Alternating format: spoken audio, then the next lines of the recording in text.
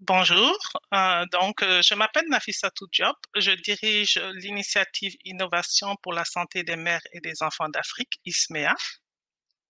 Avant de commencer le webinaire à proprement parler, je vais laisser ma collègue Marie vous donner quelques informations sur la manipulation de la plateforme que nous utilisons. Marie, à toi. Merci, Nafi. Hi, everyone. Thank you for joining us today. I will just give you a few housekeeping tips for a better experience. Vous donner quelques conseils pour que vous puissiez avoir une belle expérience. Je vais après cela donner les conseils en français. Les conférenciers vont s'exprimer en français, mais le webinaire sera présenté en anglais également. Donc, pour accéder à la version anglaise, vous pouvez choisir votre langue. Utilisez ce que vous voyez en bas à gauche pour sélectionner votre langue que vous voyez sur l'image que je vous montre. Vous pouvez choisir English là. Je vais maintenant poursuivre en français. Comme vous le savez, nos présentateurs vont faire une présentation en français aujourd'hui. Si vous préférez écouter en anglais, vous pouvez choisir votre langue dans le menu déroulant en bas à gauche de votre écran, tel qu'affiché sur l'image. Si vous avez des problèmes avec l'audio, vous pouvez accéder à vos paramètres sur le 5e rond en bas au milieu de l'écran.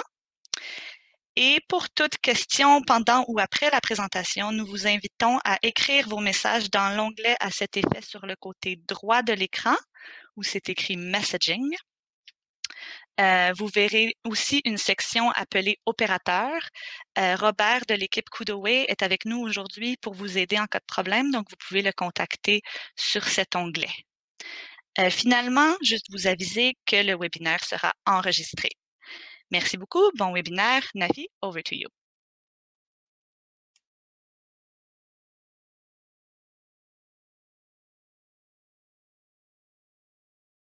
Nafi, if you are speaking, you are on mute.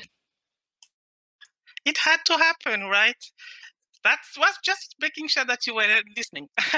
OK, donc, merci Marie. J'ai le plaisir de faciliter un webinaire où une de nos équipes va présenter son projet.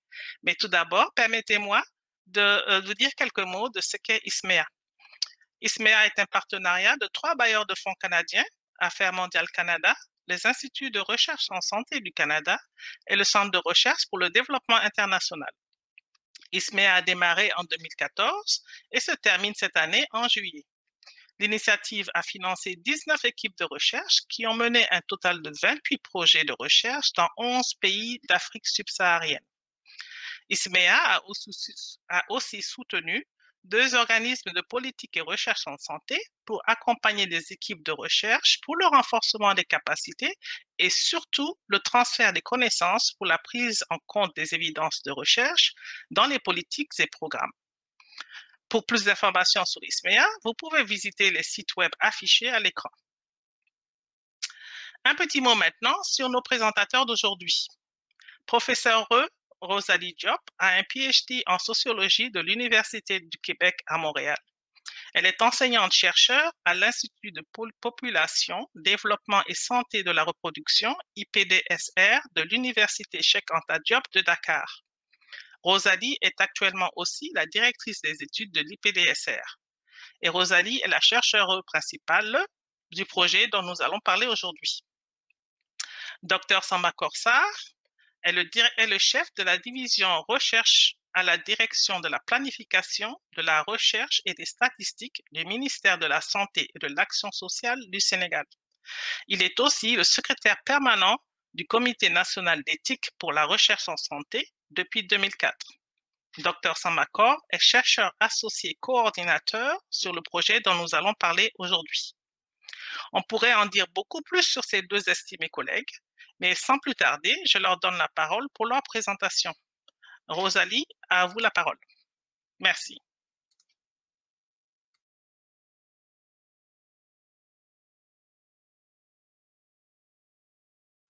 Rosalie, peut-être que tu es sur mute aussi. Allez-y, Rosalie, on vous entend. OK, merci beaucoup, Marie-Rose. Merci, Nafissatou, de m'avoir donné la parole. Après cette brillante présentation, c'est juste, je m'appelle Rosalie Adouaï Diop. Et la présentation d'aujourd'hui va porter sur l'accès aux services de santé maternelle infantile et de l'adolescent au Sénégal. Deux points, la mobilisation des Badianogor, qui sont des marraines de quartier. Mais avant de venir au vif du sujet, nous tenons quand même à remercier chaleureusement l'initiative Innovation pour la santé des mères et des enfants d'Afrique, ISMEA. Nafi vient de donner quand même la définition et le partenariat, qui est effectivement un partenariat entre Affaires mondiales Canada, les instituts de recherche en santé du Canada et le Centre de recherche pour le développement international. Mais nous remercions également chaleureusement Nafissatou, qui était notre chargé de programme, pour son accompagnement sans faille et avec patience. Et je sais ce que je dis, elle sait ce que je dis. Nos remerciements également vont à l'Organisation ouest-africaine de la santé, OAS, particulièrement au professeur Isakia Sombier et Dr Elmer Johnson pour le renforcement de capacité, pour leur accompagnement sans faille. Donc, avec l'OAS, nous avons pu bénéficier d'un renforcement de capacité en genre et équité, et même en écriture pour des articles. Notre ministère de la Santé et de l'Action sociale, en particulier avec le docteur Omar Sarr, qui nous a vraiment beaucoup accompagnés tout à fait au début. Et pour l'anecdote, c'est le dernier jour de notre présentation des résultats qu'il a quitté le ministère pour d'autres postes. Donc, nous lui souhaitons bon vent et bonne réussite. Mais également le docteur Amadou Doucouré qui a demandé à nous rencontrer pour vraiment continuer ce projet. Et on sait que le projet tient donc à cœur au ministère de la Santé. Il faut voir même, si je ne me trompe pas, il doit être parmi nous, parce qu'il tenait beaucoup à avoir tous les éléments et il nous a facilité également l'atelier de partage des études. Pour l'équipe de recherche, je ne vais pas insister davantage. Bon, c'est Rosalie Adouaï-Diop. Il y avait également un co-chercheur principal canadien, Dr Omar Malessambe aussi, qui a beaucoup participé à l'étude depuis la mise en œuvre, depuis le cadrage théorique, méthodologique, etc. Nous avons également donc, comme associé le docteur Sambakor qui va nous revenir, qui est quand même aujourd'hui l'interface très directe et efficace entre la recherche et la décision et les décideurs, qui a beaucoup travaillé dans ce sens en partant de l'internalisation et la capitalisation des résultats. Nous reviendrons sur ça. Et également le docteur Ak, qui est médecin, qui est le coordonnateur de ACDEV, qui est Action et Développement, donc qui a beaucoup joué sur la mise en œuvre du projet tout à fait au début et qui nous a accompagnés jusqu'à la fin du projet. Et au moment où je vous parle, on continue toujours de travailler sur les résultats. Je ne vais pas terminer sans dire que derrière ce top management, comme on dit, donc nous avons une équipe de jeunes chercheurs très dynamiques. En partant de Fatou Kébé qui a travaillé sur le processus, de Seydou Conté qui a travaillé sur les thématiques également, de jeunes étudiants qui ont fait leur master sur la planification familiale, sur les adolescentes, sur les motivations. Et au moment où je vous parle, ces jeunes ont déjà soutenu leur mémoire avec une mention très bien, donc des notes de A et A+. Donc, on les remercie. Nous remercions également, pour terminer, notre gestionnaire financière, Ramatoulaye Boussou, qui nous a beaucoup appuyé, Mbarkandaou, les chauffeurs, etc., donc les gens de ADEV. Pour revenir à la présentation proprement dite, ça va se faire en deux contextes. Mais de toutes les façons, on va travailler en symbiose parce que parfois, il y a des problèmes de rupture au niveau de la connexion. Normalement, je vais parler du contexte du programme, du projet et de quelques résultats. Et Sambakor va revenir pour nous parler de la stratégie d'internalisation et des effets du projet. Concernant le contexte général, il faut dire qu'au Sénégal, comme partout dans les autres pays de l'Afrique de l'Ouest, la mortalité maternelle est très élevée et encore élevée. Donc, au Sénégal, c'est 236 pour 1000 naissances vivantes, soit 4 décès aujourd'hui tous les 24 heures.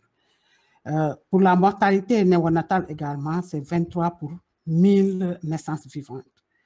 Nous avons quelques éléments également pour la mortalité post-néonatale qui est de 13,39 pour 1000 naissances vivantes elle est encore loin de l'objectif du millénaire fixé pour 2015 qui était de 227 pour 1000. Sur le plan également du contexte, nous avons des problèmes de mortalité infantile. On a 36,8 pour 1000 naissances. C'est également le cas pour la mortalité infanto-juvénile. Et également sur des questions relatives à la santé de la reproductive, comme la planification familiale, toujours l'utilisation de quelques pratiques néfastes. Nous avons aujourd'hui une utilisation préservative qui est quand même un peu en deçà de ce qu'on attend pour les objectifs. 44,3% donc pour les femmes et 73,9% donc pour les hommes. Concernant la prévalence du VIH-Sida pour les 15-24 ans, c'est vrai que depuis très longtemps, le Sénégal, c'est de 0,1%, avec une amélioration, mais une amélioration qui est toujours en deçà de ce qu'on attend donc des OND. D'autres préoccupations concernant la santé de la reproduction, c'est juste les mutilations génitales féminines qui sont toujours de rigueur donc, dans le contexte sénégalais, où aujourd'hui on trouve que 23% des adolescentes de moins de 15 ans ou des enfants quand même ont subi des mutilations génitales féminines. Et par contre, par ailleurs, nous voyons que les premiers rapports sexuels aujourd'hui sont quand même assez précoces, où pratiquement 15,6% des jeunes filles ou des adolescentes de moins de 18 ans ont déjà le premier rapport sexuel. Ce sont ces questions, ces problèmes de santé publique, de santé d'une manière générale, qui font que le Sénégal a mis en place plusieurs politiques, plusieurs stratégies au niveau des programmes, des projets de développement qui visent à impliquer les populations concernant la santé de la mère et de l'enfant à travers les plans, comme vous venez de les voir, donc les plans stratégiques décennales de santé, les PNDS, qui avaient comme objectif la santé maternelle et infantile. Et la priorité pour le Sénégal, c'était d'améliorer la santé reproductive de la population. Cependant, le Sénégal a mis également l'accent pour arriver à un résultat donc probant concernant la santé de la reproduction, a mis l'accent sur des cibles comme la société civile, les organisations non gouvernementales, les organisations communautaires qui quand même a considérablement renforcé ce dispositif pour pouvoir améliorer la santé de la mère et de l'enfant. Sur le plan communautaire également, le Sénégal a mis l'accent sur de nouvelles stratégies. Il y avait les matrones et les agents de santé communautaires qui sont très actifs autour des structures de santé, des postes, des cases de santé pour être à proximité avec la population. Une nouvelle stratégie innovatrice également a été mise en pied par le gouvernement sénégalais pour accompagner toujours la population dans cette quête d'amélioration de la santé de la mère et de l'enfant. On peut nommer donc aujourd'hui les nouveaux profils d'acteurs communautaires qui sont apparus comme les relais polyvalents, les distributeurs communautaires de soins à domicile, en sus des agents de santé communautaire et des matrones qui étaient là depuis lors. C'est dans cette perspective que depuis 2019, le Sénégal a mis sur pied un programme qu'on appelle un programme Badjanu Gox, axé sur le leadership féminin, un programme donc qui est venu renforcer cette dynamique communautaire. Le programme Badjanu Gox constitue pour nous une innovation intéressante en ce sens que c'est un programme qui est mis en place d'abord par arrêté ministériel. Pour la première fois, donc, c'est le président lui-même qui a désigné ce programme donc, à travers un arrêté ministériel. Donc, c'était intéressant à première vue. Mais c'est un programme qui est basé sur l'honneur, le prestige et la reconnaissance sociale qui sert de valeur qu'on porte en général à une culture. Et pour une première fois, on a quand même dans l'imagination sénégalaise donc des concepts parce que la Bajenu Gox représente beaucoup de choses dans notre imaginaire, dans notre conscience collective. Donc, sur ce plan, c'est un concept qui est, par exemple, quand je parle de concept endogène, c'est un concept qui vient de la culture sénégalaise, d'où aujourd'hui cette approche culturelle assez importante quand on parle de Bajenu Gox. On reviendra sur ça, sur les questions. Nous avons essayé de voir aujourd'hui ce que représente la Bajenu Gox dans la société sénégalaise et nous avons vu qu'à travers toutes les cultures, que ça soit au niveau des Diola ou bien des Balantes, qui sont des cultures, des ethnies sénégalaises, que la Bajenu Gox, quand on parle de Assoum ou bien de Assoum-Pap, chez les Peuls, quand on parle de Yaé, chez les Mandingues et les Baïnoung, quand on parle de Minki, ou bien chez les Séré, quand on parle de Fafté, c'est que la Bajenu est très présente et très respectée. Et c'est quelqu'un qui est très influente donc, dans la cohésion et dans la dynamique familiale. Donc, nous avons essayé de regarder cette sémiologie et à travers cette sémiologie très riche, donc nous avons vu la perception que les populations ont de la Bajenu Gox.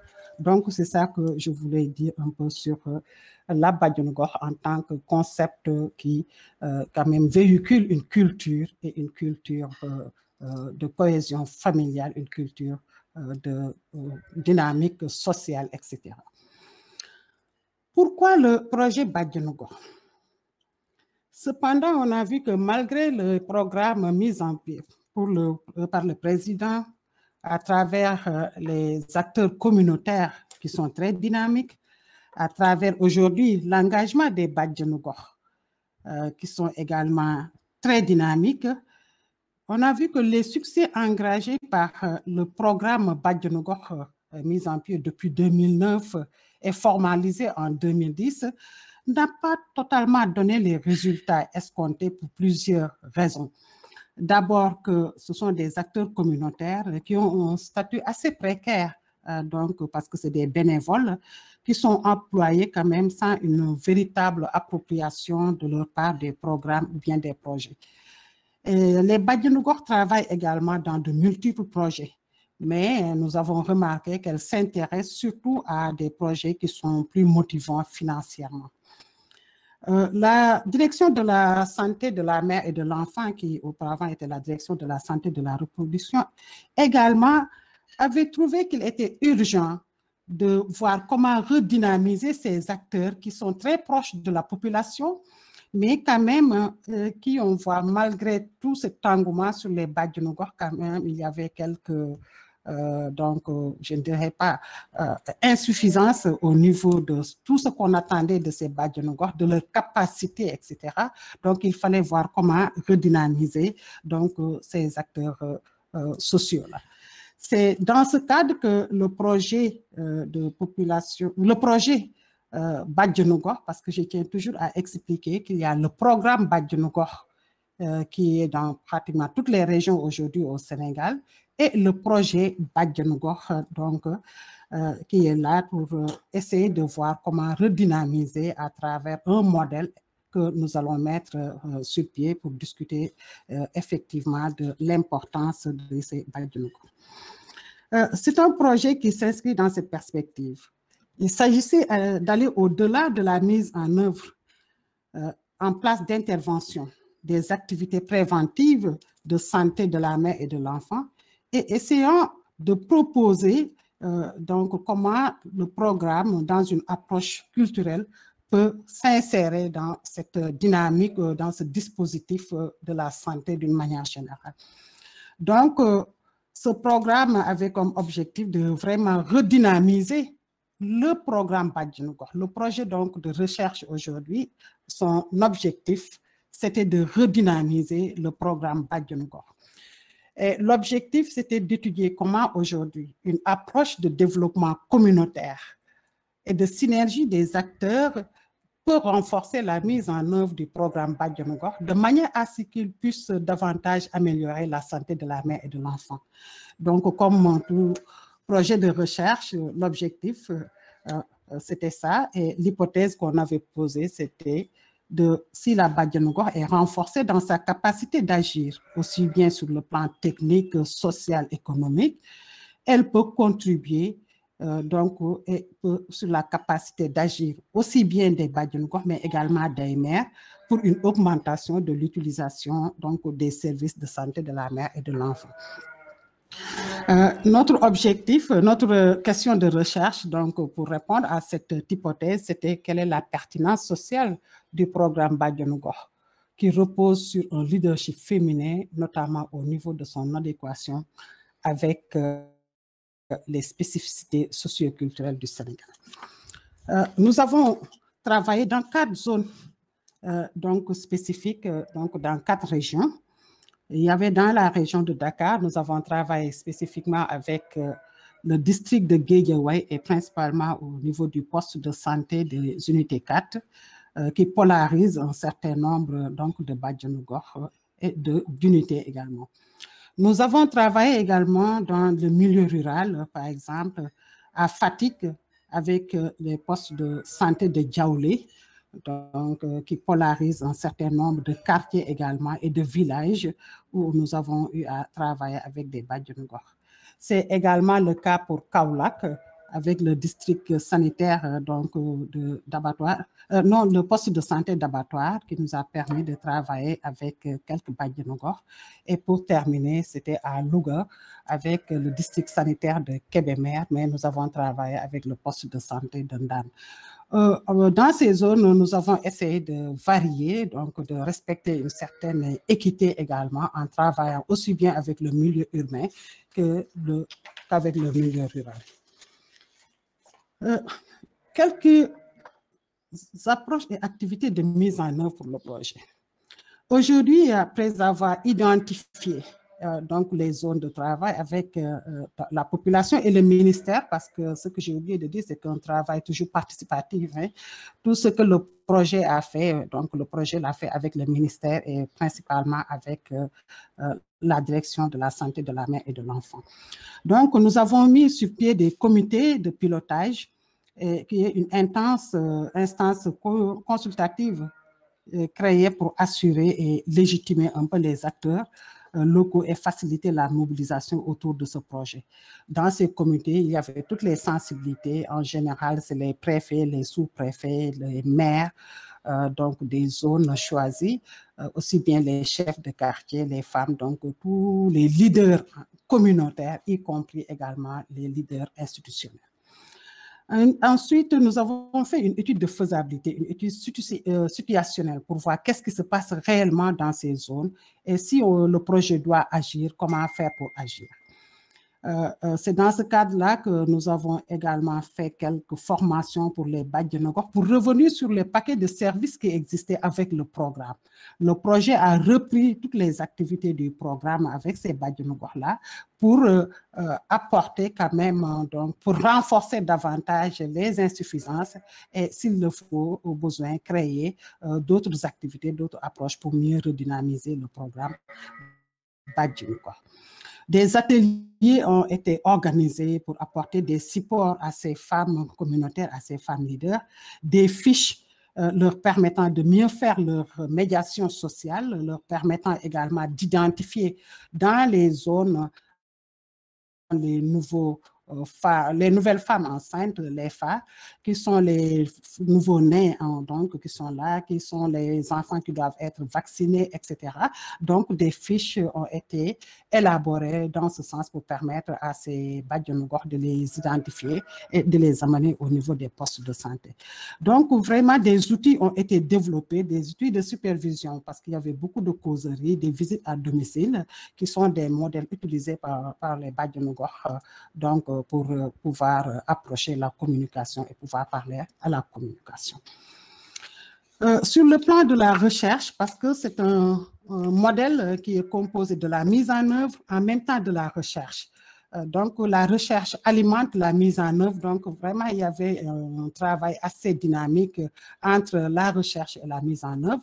Donc, sur le plan de la recherche, comme toutes les méthodologies de recherche également, nous avons eu comme démarche la participation, donc je l'ai dit, et le travail également est itératif parce qu'on peut aller de la mise en œuvre à la recherche et vice-versa.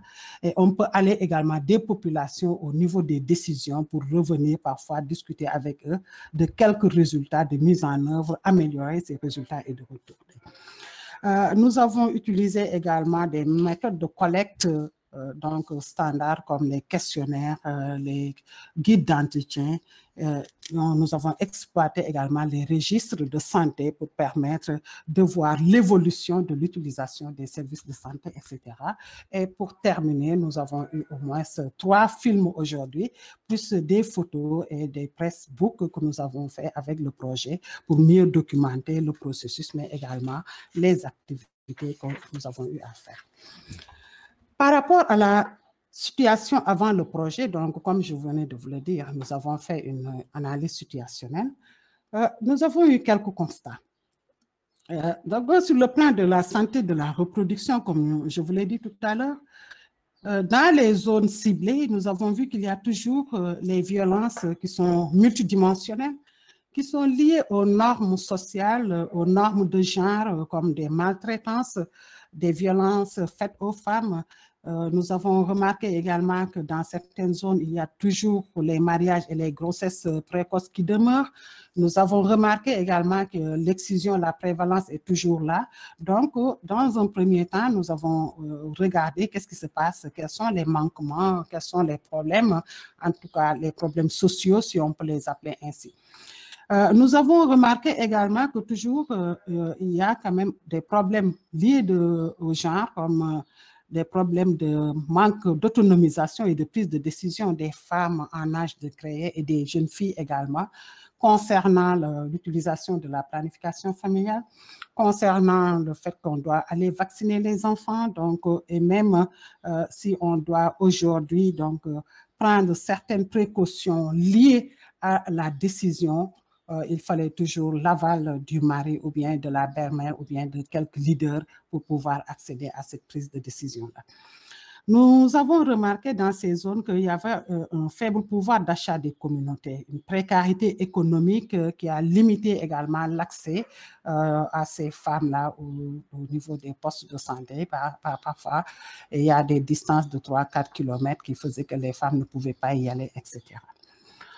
D'autres constats, c'est l'insuffisance également liée à l'utilisation des systèmes de santé, d'abord du fait du transport, je viens de le dire, mais une utilisation non contenue de certains services également de planification familiale. Il y avait beaucoup de ruptures parfois, de consultations prénatales et même postnatales, donc les femmes peuvent venir tout à fait au début, mais ne respectaient pas les 4 CPN. Il y avait également jusqu'à présent dans certaines de ces zones des accouchements à domicile. Donc, quand on parle d'accouchement à domicile, donc des accouchements non assistés par un personnel de santé, etc. Et enfin, qu'est-ce qu'on a remarqué comme constat? C'est la faible capacitation et préparation des Badjanogor. C'est vrai que le programme est là. Les Badjanogor sont assez dynamiques, très dynamiques, mais elles n'ont pas tellement de préparation en technique de communication sociale, en technique de mobilisation sociale, en technique effectivement de VAD. Donc, il fallait voir comment capaciter ces Badjanogor et ensuite, en dernier lieu, voir comment autonomiser, entre guillemets, ces Badjanogor en leur donnant quelques crédits pour des activités génératrices de revenus. Parce que n'oublions pas, notre modèle, c'est de voir si on capacite ces Badjanogor économiquement, c'est-à-dire leur permettre d'avoir quelques activités qui vont leur donner un peu de finances pour vaguer à leur occupation première. Donc, ces Badjanogor pourront effectivement rendre ce qu'on attend d'elles, c'est augmenter l'utilisation des services de santé. Donc, en gros, sur ce plan-là, on essaie de voir comment capaciter les Badjanogor. Donc, dans le cadre de cette mise en œuvre, toujours, après avoir fait cette analyse situationnelle, le projet donc, a essayé de voir également quelles sont les thématiques qui peuvent toujours participer à redynamiser davantage ces Badjanogor. Et nous nous sommes posés un certain nombre de questions. D'abord, aujourd'hui, quel est le profil idéal type de la Badjanogor pour pouvoir vraiment faire ce travail qu'on attend d'elle? Et nous avons remarqué à travers le travail sur les 63 Badjanogor que nous avons rencontrés, donc par ces 4 zones, nous avons travaillé avec toutes les 63 Badjanogor. Et nous avons vu que l'âge de la Badjanogor et le nombre d'enfants apparaissent aujourd'hui comme 2 critères qui peuvent être corrélés pour parler de l'expérience de la Badjanogor relativement à la grossesse, à la maternité, mais également à la gestion des problèmes de santé et du ménage. Donc, l'âge était important. L'âge avancé, pourquoi? Parce qu'effectivement, la Badjanogor qui a des enfants assez grands peut se dérober de certains travaux domestiques pour pouvoir occuper donc, son temps à accompagner les femmes aujourd'hui, donc les femmes qui devaient aller dans les postes de santé, etc. On sait que le travail de mobilisation est assez tenante et assez prenante, donc il fallait avoir assez de temps pour le faire. Et cela est corroboré par le fait que 52,4% des Badjanogor ont plus de 50 ans et 77,8% d'entre elles ont plus de 40 ans. Mais nous avons remarqué de plus en plus qu'il y avait des Badjanogor très jeunes, elles ne sont pas nombreuses, mais qui ont à peu près entre 25 et 30 ans. L'autre aspect important pour corroborer l'idéal type d'un Badjanogor, c'est la nuptialité. La plupart des Badjanogor que nous avons rencontrés, bon, il y avait 27 sur les 33, sont dans des mariages polygamiques. 22% ont moins de 3 enfants, tandis que 40 également ont plus de 6 enfants. Qu'est-ce que ça veut dire, cette nuptialité? C'est que le fait d'être également dans ces ménages polygamiques joue beaucoup sur la disponibilité des Badjanogor. Donc, on regardait que la plupart des Badjanogor qui pouvaient vraiment se déplacer pour faire des heures, toute une journée hors de la famille ou bien hors de, comment on l'appelle, donc du ménage, sont des Badjanogor, la plupart qui sont dans des ménages polygamiques qui leur permettaient de disposer d'assez de temps pour pouvoir faire ces travaux-là. Un autre aspect assez important concernant toujours la motivation intrinsèque de ces Badjanogor, nous avons remarqué, et la question était de poser qu'est-ce qui motive ces Badjanogor à pouvoir faire ce travail donc de mobilisation, ce travail pour dynamiser ces femmes à aller dans les postes de santé, etc. Et là, nous avons remarqué que au départ, c'était vraiment un engagement préalable, un engagement social. C'est comme si on dirait avec Alain et Marie, donc c'était une dette sociale. C'est des femmes qui disent vraiment elles devaient le faire, elles se sentent engagées pour apporter quelque chose à leur communauté. Cette reconnaissance sociale, symbolique, cette dette sociale faisait que vraiment c'est des femmes qui sont aujourd'hui dans presque toutes ces femmes-là sont dans des organismes au niveau de leur communauté, dans des groupements de femmes, dans des groupements, des mutuelles de femmes, dans des réseaux également concernant donc, des activités génératrices de revenus, etc. Donc, ça, c'est un aspect très, très important que nous avons retrouvé avec ces femmes. L'autre aspect important, c'est que l'image, la bonne image de la Badjanogor en tant qu'actrice de santé communautaire. Là, je vous donne juste comme verbatim, que ce soit au niveau des postes de santé, que ce soit au niveau de la communauté, quand vous leur posez la question de savoir que représente la Badjanogor, c'est une des nôtres, aussi bien pour les soignants que pour la communauté.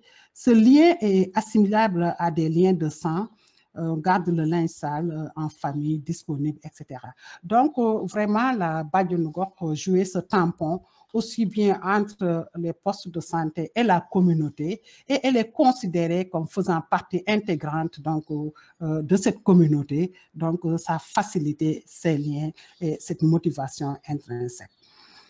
Et pour revenir aux différentes stratégies de mobilisation, comment les Badjanogor ont pu mobiliser les populations pour aller donc à ces postes de santé, etc.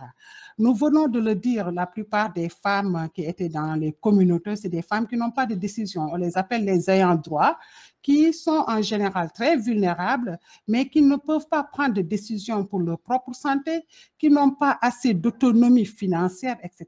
Donc, dès que ce soit les femmes ou bien que ce soit les jeunes filles, la première décision, c'était de voir comment capaciter capaciter ces femmes-là pour qu'elles puissent avoir une certaine confiance en soi, pour dire qu'elles peuvent négocier un peu avec leur mari, elles peuvent négocier avec leur entourage pour pouvoir prendre des décisions. Donc, les Badjanougor ont eu à sensibiliser ces femmes sur ça, pour leur montrer l'importance d'aller utiliser les postes de santé ou bien les cases qui sont à proximité, comment aussi aujourd'hui l'importance de faire la planification également. Donc, c'était la première implication, comment impliquer donc ces femmes-là. De la même manière, cette implication également va à l'encontre des hommes et des gardiens que j'appelle donc les obligateurs, donc détenteurs d'obligations, de décisions, etc., que ce soit le mari, la belle-mère ou bien quelques leaders influents donc, de la communauté, qui sont des détenteurs d'obligations morales, qui sont des détenteurs d'obligations donc dans la prise de décision pour aller soit dans ces postes de santé ou bien pour prendre la décision donc de faire d'une planification familiale, oui ou non. Donc, il fallait valoriser et responsabiliser cette catégorie de détenteurs d'obligations en discutant avec eux, en les sensibilisant, en causant avec ces personnes. Et je me rappelle, nous, on a tout le temps été sur le terrain parfois pour accompagner les Badjanougor et que c'était dans des lieux de prédilection, par exemple, autour des mosquées où on a donc les imams, on a quelques personnalités ou bien quelques leaders de la communauté, s'il s'agit des hommes, pour discuter un peu de ces questions-là. Les Badjanougor faisaient également donc des visite à domicile où il fallait discuter avec le couple. Il ne fallait pas discuter seulement avec la femme, surtout sur les questions concernant la planification familiale. Il fallait discuter aussi bien avec la femme et avec son mari, mais en général, donc ensemble pour voir l'opportunité et également la nécessité de faire la planification familiale, d'amener les enfants pour se vacciner, etc. Donc, c'est ce que j'appelais la valorisation et la responsabilisation. Et enfin, donc, pour voir toujours donc, comment discuter, mieux impliquer les hommes, donc, les Badjanougor parfois demandaient aux hommes de les accompagner dans certaines discussions. On a eu quelques résultats sur là où, effectivement, il y avait des leaders hommes qui ont accompagné les Badjanougor quand il s'agissait des VAD, etc. Et juste noter qu'à ce niveau-là, les ICP, c'est-à-dire les infirmiers chefs de poste également, et les sages-femmes d'État ont joué un rôle déterminant parce que c'était eux qui définissaient les sujets de discussion et parfois pour donner beaucoup plus de pouvoir à ces Badjanougor, donc ils accompagnaient les Badjanougor soit au niveau de la communauté ou bien ils invitaient les gens de la communauté à venir au niveau des postes de santé pour discuter de ces thématiques liées à ces questions de planification familiale, de mortalité maternelle, d'hygiène, d'accouchement, etc., etc. Donc, aujourd'hui, si on peut parler de l'utilisation des services de santé de la mère et de l'enfant, nous avons vu que nous avons essayé de faire une étude comparative. Qu'est-ce qui s'est passé en 2016 quand on venait d'arriver en matière de nombre de femmes qui est présentes pour le premier rendez-vous de soins prénataux. On avait vu qu'on avait à peu près, donc pour les 12 mois, il faut le voir parce que vous allez voir, les chiffres sont un peu différents, mais pour les 12 mois, on avait à peu près 16 661 femmes qui ont donc respecté effectivement les premières références de base, mais en 2020, sur 8 mois quand même, il y avait une augmentation. Ici, ça ne se voit pas très bien, mais on a noté qu'il y avait de nouvelles arrivantes, aussi bien pour la planification familiale, mais également pour les femmes qui venaient respecter les 4 visites. Au niveau également de l'accouchement à domicile, de plus en plus, beaucoup de femmes fréquentaient désormais les postes de santé. Nous avons remarqué également que de nombreuses femmes également ont été assistées par une personne qualifiée et ces résultats, nous les avons compilés au niveau des 4 postes de santé. Qu'est-ce qui s'est passé en 2016 et qu'est-ce qu'on a eu comme résultat aujourd'hui en 2020? Quels sont les effets du projet? Donc, sur ce plan-là, c'est s'il est toujours en ligne, donc Sambakor qui doit revenir pour, pour les questions d'internalisation, qui va discuter avec vous sur aujourd'hui les effets du projet Badjanogor sur le pouvoir d'agir, c'est-à-dire sur l'empowerment, aussi bien des Badjanogor, de l'association, mais également de la communauté. Je voulais voir, Nafi, est-ce que Sambakor est en ligne? Oui, je suis en ligne. Oui, ok, merci beaucoup. Si je peux vous demander d'être le plus court possible pour qu'on puisse avoir du temps pour les discussions, s'il vous plaît. Donc, il reste 3 ou 4 slides. Sambakor, vous pouvez y aller. Ok, merci beaucoup, Rosalie. Merci les participants à ce webinaire.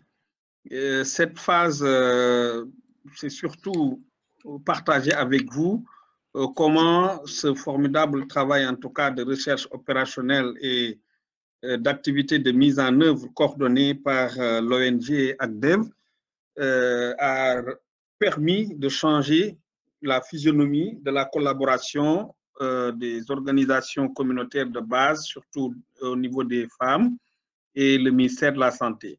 Nous avons donc eu plusieurs associations de Badjanogor formalisées et bénéficiaires de contrats de prestation avec les comités de développement sanitaire. Nous avons aujourd'hui une organisation de sessions de formation sur la santé maternelle et néonatale et infantile. Donc, c'est des sessions qui sont régulièrement organisées à leur profit. Financement de la mise en œuvre d'activités génératrices de revenus, intégration des associations de Badjanogor dans le système de santé et mobilisation visible dans le cadre de la riposte contre la COVID-19. Implication des Badjanogor dans la mise en œuvre de tous les programmes pour soutenir le renforcement des capacités financières des Badjanogor et individuellement. Mise en place aussi d'outils de suivi des activités des Badjanogor et enrôlement dans la saisie des données dans le système d'information sanitaire DHS2 avec, bien sûr, le format mobile, avec les outils mobiles pour le volet communautaire. Slide.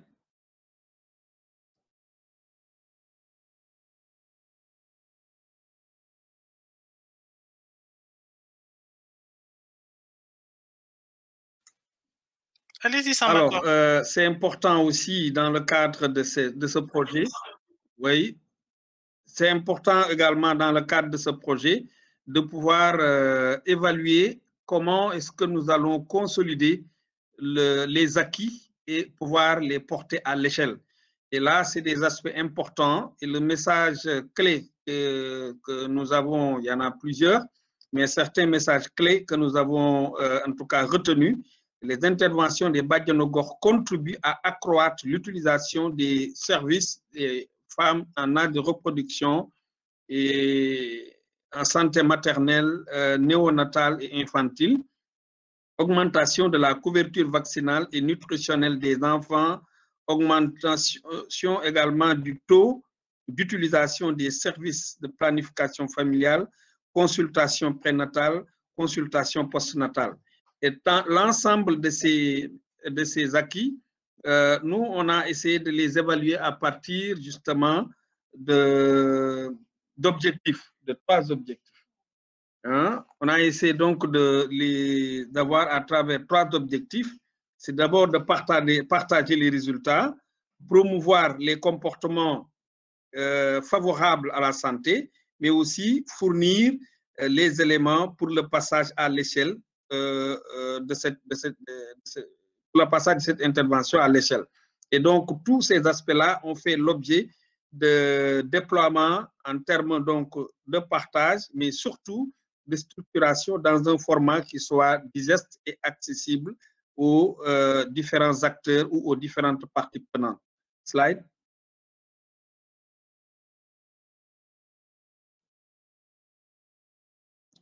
Alors, dans le cadre toujours de la capitalisation,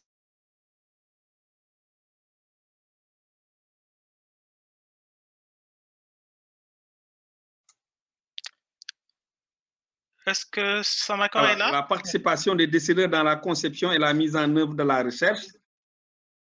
Oui, oui, je suis revenu parce que c'était parti. Vous m'entendez maintenant?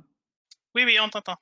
Voilà, partage donc des résultats avec la communauté, partage des résultats avec les programmes utilisateurs potentiels de Badiane Gox comme vecteur, partage des résultats avec les acteurs du niveau stratégique et opérationnel, identification des objets de capitalisation dans une démarche inclusive, élaboration et partage de policy briefs centrés sur les objets identifiés, mobilisation accrue des Badiane Gox dans les actions de sensibilisation durant la riposte contre la COVID parce qu'effectivement, ils ont réussi à démontrer leur capacité à appuyer le système à lutter contre certaines maladies.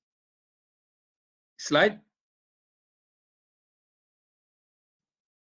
En conclusion, nous avons en tout cas remarqué, malgré les interventions accrues, que la mortalité maternelle et néonatale reste toujours préoccupante au Sénégal. Nous sommes à 236 décès pour 100 000 naissances vivantes, alors que l'objectif en 2030, c'est d'avoir moins de 70 décès pour 100 000 naissances vivantes. Pour la mortalité néonatale, 23 décès pour 1000 naissances vivantes, alors que l'objectif en 2030 est de 12 décès pour 1000 naissances vivantes. Les plans stratégiques également prennent de plus en plus en compte les évidences issues de la recherche et intègrent la recherche de mise en œuvre. Nous avons également la persistance de problèmes d'organisation au niveau des associations de Badiane Gox qui nécessitent des renforcements de capacité.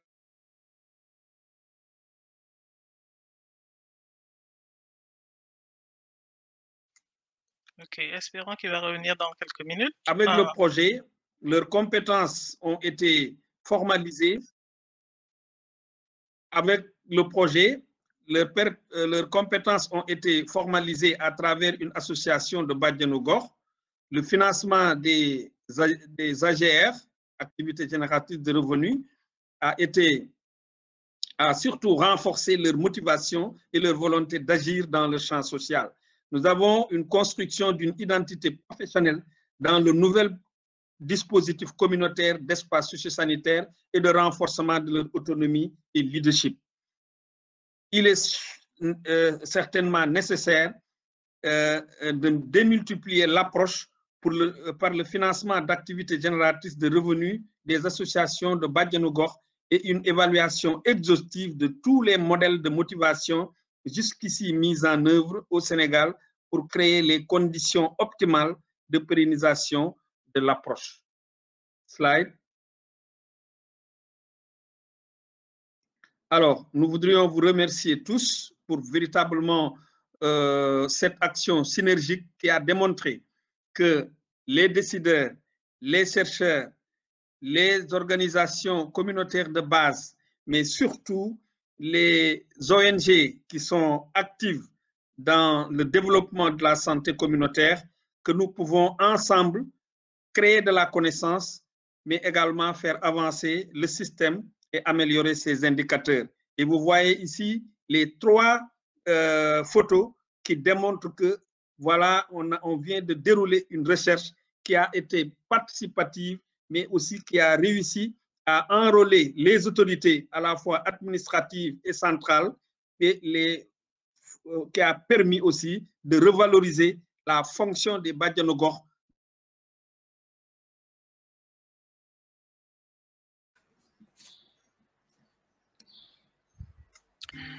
Ok, je pense que Samakor a quelques petits problèmes, mais elle a quand même pu réussir à arriver jusqu'à la fin de sa présentation. Donc, merci beaucoup aux deux présentateurs.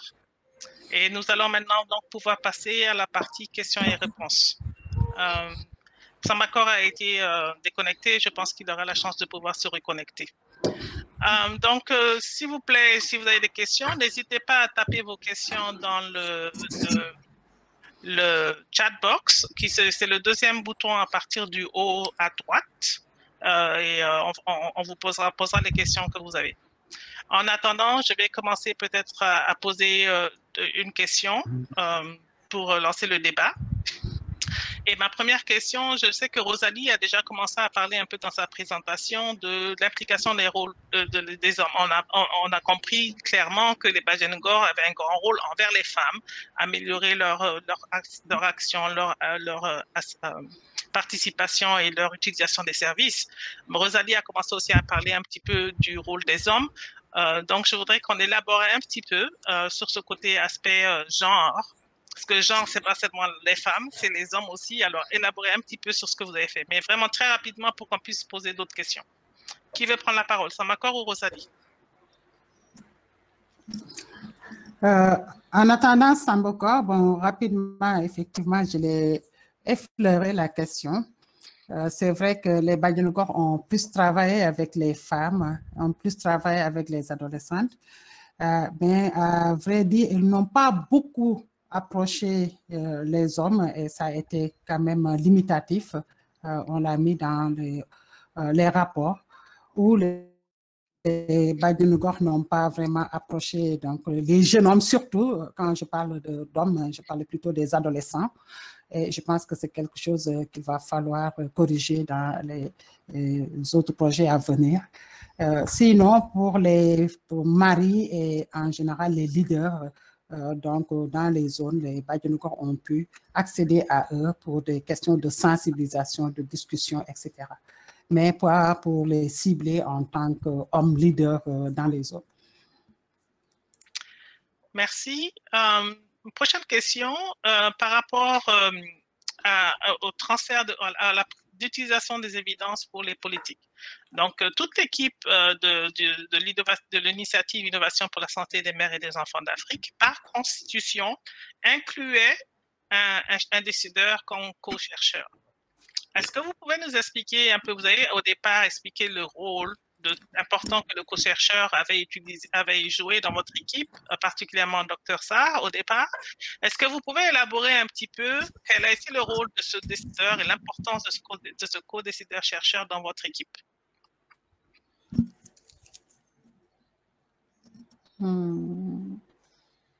Très rapidement, on a des questions dans le chat box pour vous.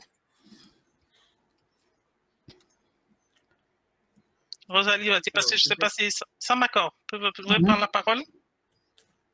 Voilà, bon, je pense qu'à ce niveau-là, l'innovation, c'est surtout la participation du décideur dans la conception même.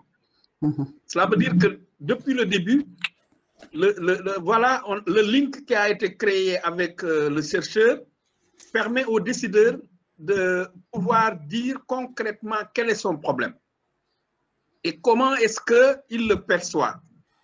Et dans ce dialogue, on réussit à transformer le problème en une question de recherche. Et la manière dont cette question de recherche va être explorée, le décideur également participe dans l'adoption d'une méthodologie. Et il participe aussi à la mise en œuvre du processus et apporte toutes les facilitations. Le problème qu'on remarquait, c'est souvent quand le décideur entre dans la recherche, il peut avoir des problèmes de distanciation. Mais l'apport du chercheur professionnel, c'est celui-là qui l'aide un peu à développer, à construire cette distanciation pour pouvoir lire de façon objective les transformations qui s'opèrent à partir de l'activité. Donc, c'est cela qui a véritablement été l'innovation dans le cadre de ce. Et je vous dis que cette façon de faire a aujourd'hui créé de l'émulation au niveau du ministère de la Santé. Pratiquement, vous avez dans presque toutes les directions des projets de recherche opérationnelle où vous avez des chercheurs et des décideurs qui déroulent ensemble des programmes de recherche pour transformer de façon efficace leur façon de développer les politiques et les pratiques de santé. Merci beaucoup. Il nous reste 4 minutes. Marie, est-ce qu'il y a des questions dans le chat qu'on pourrait adresser? Oui, tout à fait. La première question qui a été posée, c'est comment se faisait la gestion des fonds générés par les activités génératrices de revenus? Qui veut répondre à ça? Je pense que peut-être Dr. Hack n'est pas en ligne pour répondre à cette question, mais une question importante, hein, je l'ai dit tout à fait au début, on avait regardé au niveau des zones quelle est l'activité dominante de ces femmes qu'on avait rencontrées. Et que la plupart des femmes, j'ai oublié de le dire, sont des commerçantes, entre guillemets, c'est des femmes qui ont eu à développer des activités génératrices de revenus. Et quand on a eu les fonds de IMSA, donc c'était pour voir comment redynamiser ces femmes. D'abord, on les a formées en gestion, on les a capacités avec également des projets d'activités génératrices de revenus et que dans chaque zone, les femmes ont eu à identifier elles-mêmes leurs projets et que finalement, avec ACDEV qui travaille beaucoup sur la mise en œuvre, ACDEV les a accompagnés avec des animateurs tout à fait au début et que chaque association des Badjanogor a pu développer donc, son activité à elle. Donc, pour certaines, c'est le commerce, pour d'autres, c'est l'élevage, mais en lien également avec donc, la santé de la mère et de l'enfant. Et aujourd'hui, ces résultats, quand même, c'est des résultats importants parce que si je prends le cas de Kaolack, où aujourd'hui les femmes ont eu à faire des activités de comment on l'appelle, de transformation des céréales et que dans les postes de santé aujourd'hui, il faut utiliser ces transformations, ces céréales-là qui sont riches en valeurs nutritives pour accompagner les enfants. Si je prends le cas de Diaoulé rapidement également, aujourd'hui, les femmes travaillent sur les questions de sel iodé et ces sels iodés permettaient de résoudre un problème qui était donc en instance dans cette zone où les femmes utilisaient beaucoup de sel, mais le sel n'était pas iodé et qui constituait quand même des conséquences au niveau donc, des questions de maladies comme les goitres, etc., etc. Donc, on pourra développer, entre guillemets, à ce niveau-là, on y reviendra une autre fois, mais c'est vraiment en les aidant à gérer ces fonds avec le ACDEV qui les a accompagnés à travers des formations, de transformation, etc., etc. Merci Rosalie. Et je vois qu'on est déjà à l'heure. Il y a beaucoup de questions qui sont dans le chat. Alors, si vous devez quitter le webinaire, faites-le sans problème, mais on va peut-être essayer de continuer quelques minutes de plus pour pouvoir essayer de répondre aux questions qui sont dans le chat pour ceux qui peuvent rester. Et je vais encore une fois demander, je vais surtout demander des réponses brèves, s'il vous plaît, pour qu'on puisse mettre le plus possible Je sais que quand on est pris dans son projet, on est tellement, il y a tellement de choses, tellement passionnées, on va dire beaucoup de choses, mais malheureusement, on n'a pas trop le temps. Marie, est-ce qu'il y a une question suivante? La prochaine question a été posée en anglais, c'était How was baseline and follow-up information collected? Any details on sampling and distribution into urban and rural? Si je vous le traduis rapidement, comment les informations de base et de suivi furent récoltées? Et avez-vous plus de détails sur l'échantillonnage et la distribution entre rural et urbain? Allez-y. D'accord, Sambakor ou bien? Oui, je pense que pour... Je pense qu'on a perdu Sambakor. Alors, Rosalie. Ok, d'accord. L'échantillonnage bouge tout. Voilà. Allô? Sambakor, vas-y, oui. allez-y. Donc, l'échantillonnage a été utilisé d'abord de façon raisonnée, parce que les zones ont été choisies. Et sur la base maintenant de l'identification des zones, nous avons utilisé un échantillonnage sur la base des listes qui étaient disponibles, surtout pour les structures, les données, comment les données étaient, quel est le niveau des indicateurs sur cette base-là. Donc, nous avons fait une collecte pour évaluer l'ensemble des indicateurs qui vont être suivis vers la fin du projet. Parfait, merci. Ma question suivante, Marie. La prochaine question était, le choix s'est porté sur les 4 régions que vous avez mentionnées. Pourquoi? Est-ce que ce fut pour le dynamisme des Badjanogor dans ces zones, pour à donner un exemple, ou est-ce que c'était pour les redynamiser en particulier? Juste pour les redynamiser, en fait, hein, c'était, comme on l'a dit, c'était un test, un modèle qu'on voulait tester et ensuite voir comment passer à l'échelle. Donc, c'est un choix. Donc, toutes les Badjanogor, si on regarde bien au niveau de l'échelle nationale, c'était à peu près la même chose. Donc, en fonction des indicateurs, bien sûr, comment booster un peu ces indicateurs, on a essayé de voir dans les régions où c'était très faible. Et ensuite, on a formé les Badjanogor, on les a capacités pour qu'elles puissent aller de l'avant et donner le meilleur d'elles-mêmes et ensuite voir comment on peut passer à l'échelle dans les autres régions. Merci. Marie, encore des questions. Je sais qu'il y en a beaucoup. Les gens sont très intéressés. Alors, vas-y, Oui. Marie. La prochaine question, c'est dans la détermination du profil, est-ce que l'âge est un critère déterminant? Je sais que vous en avez parlé, peut-être que vous avez un peu plus de détails. On n'a pas bien entendu, Marie. Pardon.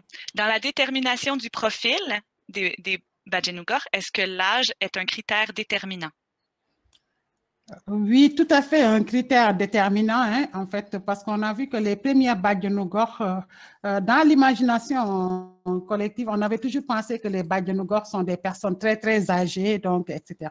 Mais on a vu à peu près le contraire, c'est vrai, elles sont âgées et que l'âge, donc, détermine un peu l'expérience que ces Badjanogor ont sur des questions de santé de la mère, l'expérience que ces Badjanogor ont également sur des questions de motivation, de médiation sociale, etc. Et l'autre critère important qu'en général, comme je l'ai dit, c'est des Badjanogor qui sont beaucoup plus mobiles. Elles n'ont plus beaucoup de choses à faire en matière de maternité, etc. Donc, vraiment, c'est des gens qui sont assez disponibles par rapport aux autres. Donc, l'âge était quand même un critère assez déterminant. Merci. Prochaine question, Marie. Prochaine question. Est-ce qu'une initiative similaire au Badjanogor existe dans d'autres pays d'Afrique de l'Ouest? Oui, c'est la question. Qui veut répondre? Sambakor ou Rosalie? Est-ce qu'il y a quelque chose du genre Badjanogor ailleurs?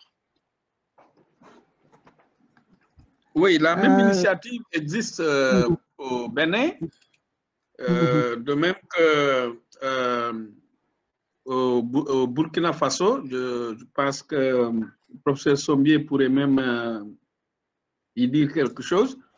Des femmes leaders qui jouent des rôles politiques extrêmement importants dans leur contrée et sur lesquels les gouvernements souvent s'appuient pour prolonger l'action publique. Ça également, nous l'avons constaté en tout cas au Bénin et au Burkina Faso. OK. Est-ce qu'ils utilisent ça aussi pour faire la santé, la provision de la santé? Parce que vous avez dit sur des affaires politiques. Badjanogor, en réalité, ce n'est pas dans le côté des politiques, mais des politiques. C'est pour l'avancée des politiques et non pas l'avancée politique. Donc, est-ce que c'est tout à fait le même genre?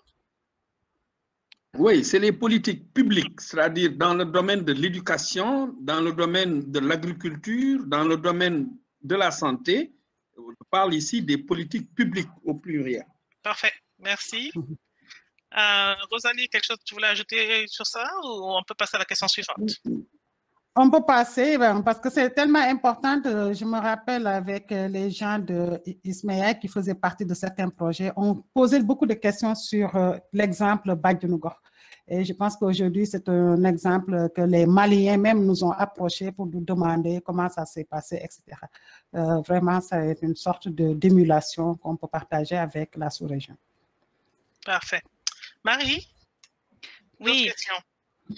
On a encore 3 questions, mais qui proviennent de la même personne, donc je vais peut-être vous les poser toutes d'un coup. Elles ont été posées en anglais, je les traduirai après. Les questions, c'est « What was the size of catchment area handled by each Badjanogor woman? Were they contacting target women and men individually or in a group? And what was the frequency of contact? » Donc, traduction, quelle était en gros la grosseur de la région dans laquelle les Badjanogor travaillaient? Est-ce qu'elle contactait les femmes et les hommes de façon individuelle, vraiment ciblée, ou c'était en groupe? Et finalement, la troisième question, quelle était la fréquence des contacts? Je dirais que dans le cadre de ce projet, donc les Badjanogor vraiment travaillaient dans toutes les zones. Bon, d'après nos résultats, donc je sais que Kaolack et Fatick ont eu quand même des résultats très, très probables, intéressants, où les Badjingor ont beaucoup plus approché les populations, etc. Maintenant, ça dépend quand même de quelle problématique. Quand il s'agit de la planification familiale, les Badjingor, on travaille aussi bien avec les femmes qu'avec les hommes, donc les maris, donc ils ont travaillé avec les deux cibles. Dans d'autres zones, les Badjingor, on travaille uniquement avec les adolescentes, et il y a quelqu'un qui a fait même son mémoire là-dessus, pour vous dire que donc, les Badjingor, on travaille avec la communauté d'une manière large, mais elles ont beaucoup plus travaillé avec les femmes en âge de procréation, donc les femmes enceintes, les femmes qui devaient prendre des décisions pour aller dans les postes de santé ou ailleurs. Je vais clarifier un petit peu la question un peu plus. Une Badjingor, avec quelle couverture, quelle zone de couverture? Une, à peu près. Normalement, une Badjingor pour 1000 habitants. Okay. Et quand on venait d'arriver avec ACDEV, on s'était rendu compte que effectivement dans ces zones-là, les Badjingor ne remplissaient pas ces conditions.